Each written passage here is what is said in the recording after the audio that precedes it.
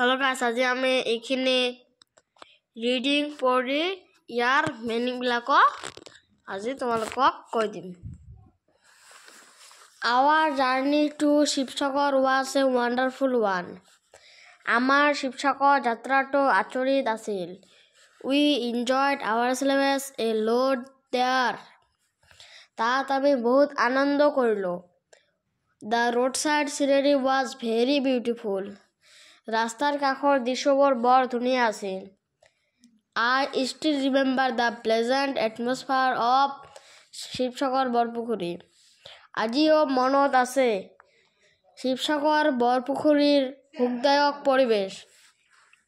Sivadol, Vishnudol and Devidol are situated on the banks of the Stand. Sivadol, Vishnudol আৰু দেৱীদৌল তাত উপস্থিত। We were very happy to visit Rang Ghar, তলাতল ঘৰ, Kareng Ghar and Joysagar too. তাত আমি এই টিংকৰ পাৰত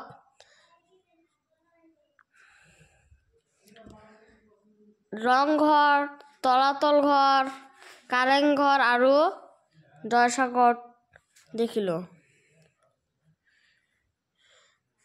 We got a glimpse of our rice history in those wonderful monuments. এইটো হ'ব সেই আচৰিত কীৰ্তিচিহ্নবোৰ আমি আমাৰ চহকী ইতিহাস আভাস পাইছিলো।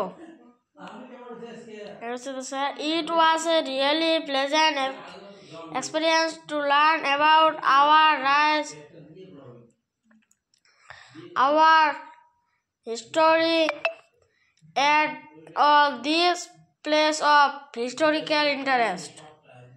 সঁচাকৈয়ে ঐতিহাসিক অনুগ্ৰহৰ ঠাই আছিল। হ'ব।